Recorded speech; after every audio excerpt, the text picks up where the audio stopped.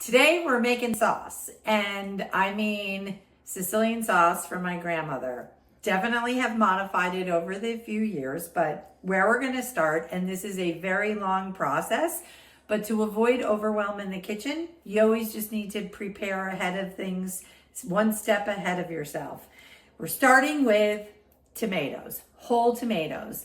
And a lot of people don't feel good after eating sauce, and that's because the seeds and the skins in the tomatoes can sometimes cause agita.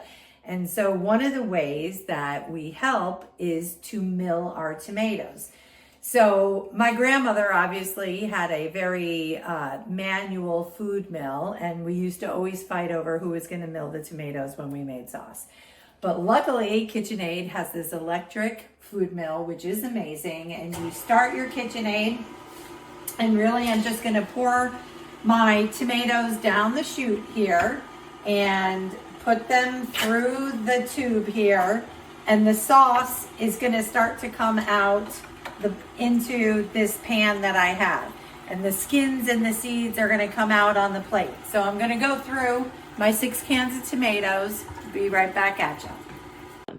Okay, so after we cleaned up the murder scene left by milling the tomatoes, look in here. This is what we have. So this is just preparing the sauce. Our sauce is pretty much ready to go. And so our next step is really, we're going to start with the meat. Why? Because we want to build the flavor of the sauce. And so we're going to start with the meat, and then we're going to gradually put everything together. So I just want to show you the pans that I have here. So I have my wrought iron skillet for frying the meatballs. You can check one of my other videos on my meatballs. We're not going to show you the meatballs today.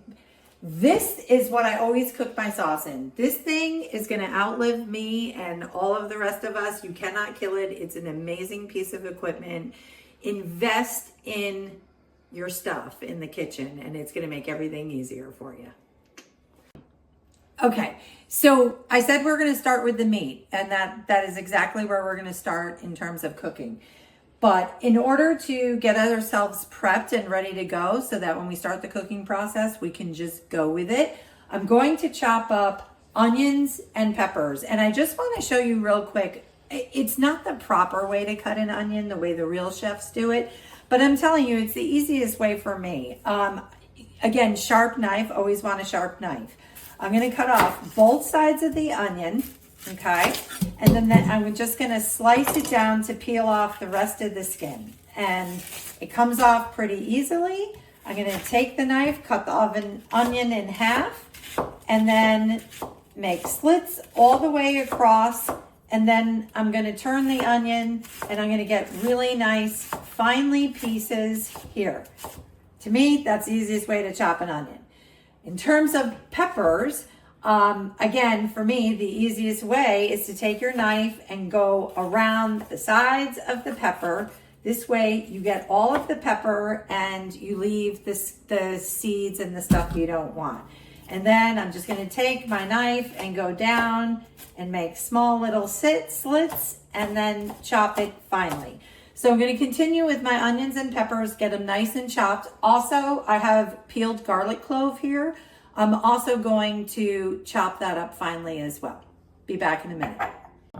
Okay, we're ready to cook. So I got my big pot here. I am putting in some olive oil on the bottom of the pot, and I'm starting my stove. And the way sauce starts is with the meat. And if you watched my meatball episode, you know my meatballs are ground beef only. Here we have veal shank, which is also known as osso buco. And I also have a package of hot sausage and sweet sausage in the big casing. We're just going to brown everything up in the pan. I'm going to sprinkle salt and pepper on the veal shank. And then after the meat is brown, I'm going to take it out and put it on a plate. And that is going to give us the surface area we need to start making our sauce. So one thing I forgot to mention is where are the meatballs? I actually started this process by making my meatballs. They're sitting in the refrigerator getting nice and cold. This is going to help them keep together in the sauce. In here, you can see I'm ready to flip my sausage. You really want to be patient here and get that nice brown color. If I look at my veal shank, I actually can't move it off of the bottom of the pot right now, and that means it's not ready to flip. It will release itself when it's ready to flip and nice and brown.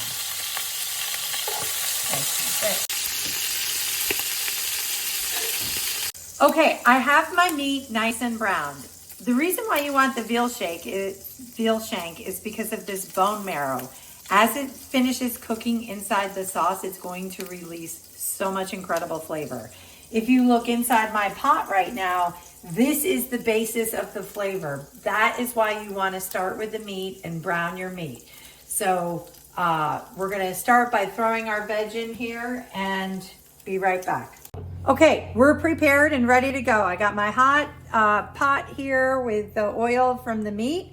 I am going to throw in my onions that we chopped earlier.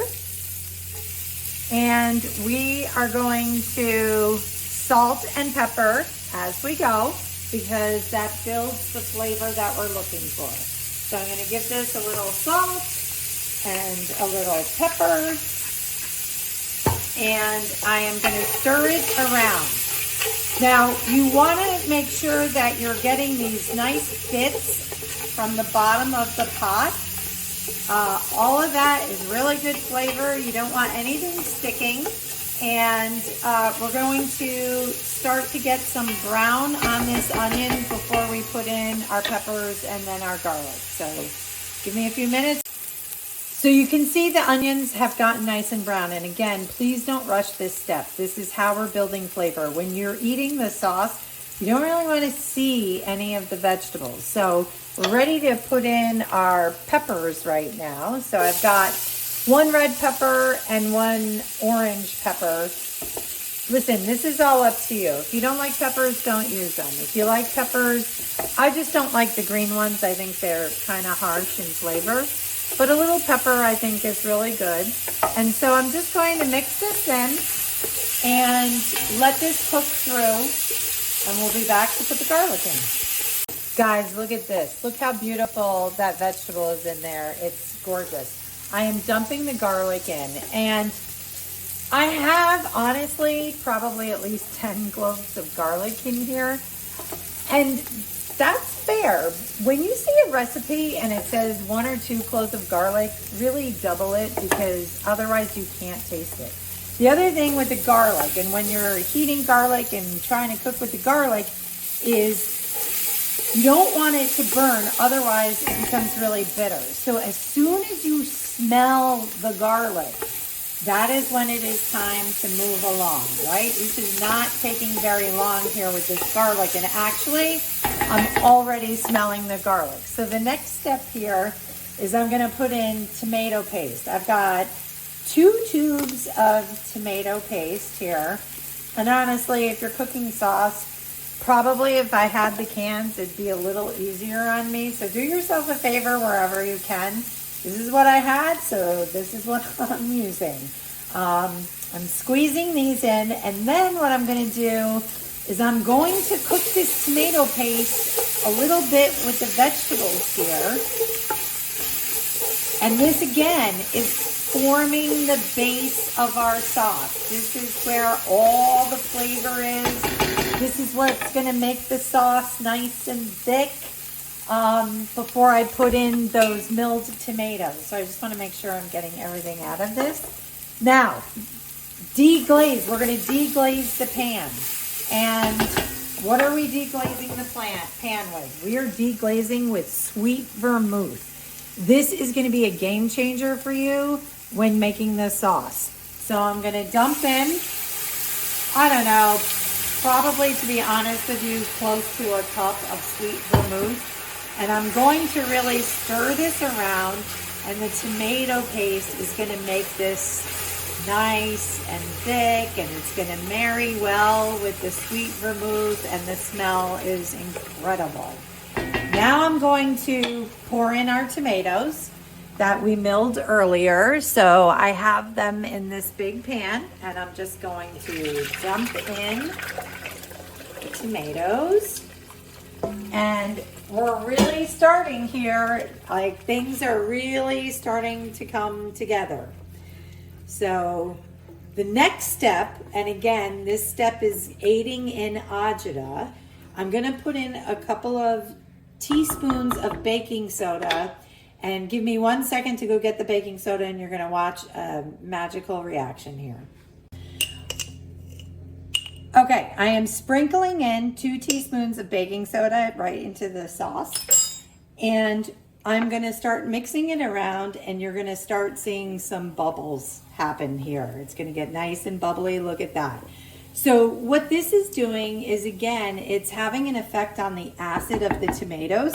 The acid of the tomatoes also can give people agita. So by putting in the baking soda and by milling our tomatoes, whoever eats this sauce is likely not to get agita. So now we're ready to put in our spices. And I typically start with like my herby spices and then my salt stuff so I can see what I'm putting in here, because honestly, I'm sorry, I don't measure anything. So I'm just gonna pour in a little dried basil. I'm gonna put in some fennel seed and then some oregano. I mean, I'm guessing it's about a teaspoon each. I have some garlic salt, and then some onion salt. And then of course, regular salt and some pepper. And we're gonna stir this around and let everything marry. We are gonna add in later a little sugar to our sauce and a little pecorino romano.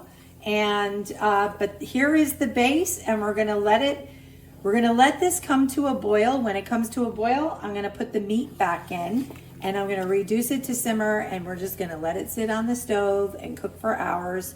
And we'll be right back, and we're gonna get started on frying our meatballs.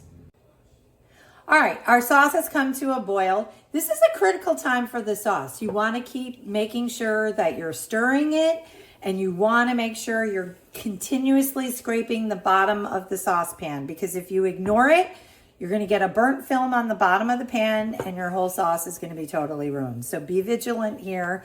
Do not leave your sauce for too long. We have a rule in our house: whoever walks by the sauce needs to mix the sauce.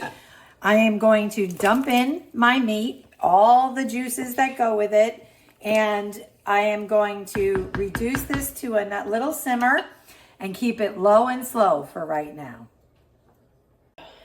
Okay, I need to put in some bay leaves in my sauce, so I'm just gonna throw in a couple of bay leaves here, and that's gonna continue to simmer. I have my meatballs that have been cooling in the refrigerator. And so these are actually a little bigger than I normally make, so they're different every time. Here I have avocado oil in my wrought iron pan, which is what I suggest. Avocado oil is way better to work with than seed oils. That is just my opinion. You do whatever works for you. But you want to make sure that the pan is nice and hot. And we're going to place our meatballs in our pan. So this is not hot enough, you can tell. But when you're figuring the oil, you want halfway so that you only get one flip on the meatball. So let me warm up my oil before I put in my meatballs. Be right back. Yep. Okay, so meatballs are ready to be flipped right now. And you can tell what I mean by you just want a one flip. You want the oil risen halfway. And so I'm just gonna flip it, and it should be nice and brown. And like, if you watch the meatball episode, you're gonna understand that these pieces of bread, oh my God, that is what makes the meatball beautiful and crispy. Okay, so that wasn't enough, but yeah, again here, you wanna make sure that you're making sure that it's nice and brown. Otherwise, they potentially could fall apart in the sauce. So once the meatballs go into the sauce, that's where they're gonna finish cooking. You really need to be very gentle about how you're putting the meatballs into the sauce. And also, once the meatballs go in, you really can't stir the sauce too much. You're just gonna go in the middle here and keep making sure that the bottom isn't sticking. So when I put the meatballs, I'm gonna put them around the saucepan and leave the middle so that I can stir. Also, don't cook your spoon. Take your spoon out, leave it here like this, or use a spoon rest, but don't cook your spoon in the sauce. Okay, so before all my meatballs finish cooking, you can see what I've done here. I'm kind of like putting the meatballs on the outside so that I can still stir on the inside here. So I am gonna put a little sugar in here. So I'm gonna put about 2 tablespoons of sugar, and it's really gonna help the sauce just achieve that full flavor so it's not so salty. And then later, after the meatballs and everything has cooked for a few hours on simmer, we're gonna come back and put in some pecorino romano. You don't wanna put in the cheese too early or it'll kind of like burn the sauce a little, but now is the perfect time for the sugar. It's just gonna melt. You're not even gonna know it's in there, but it's gonna be perfect. The sauce has been simmering for several hours. It's looking really good. A couple of the meatballs did break up, but a lot of them are still intact, so that's all good. So now the last thing I'm gonna do is I'm gonna put in my Romano cheese. And yeah, I'm putting in kind of quite a lot here, but I'm gonna just mix this in nice and gently. And you know, I'm gonna let this cook for, I don't know, probably another couple of hours just on real low. And then I'm gonna pick out my pasta and we'll look at the final product. Here is our final product. I chose rigatoni. We got a meatball and sausage, sprinkled a little Romano on it. Buon appetito.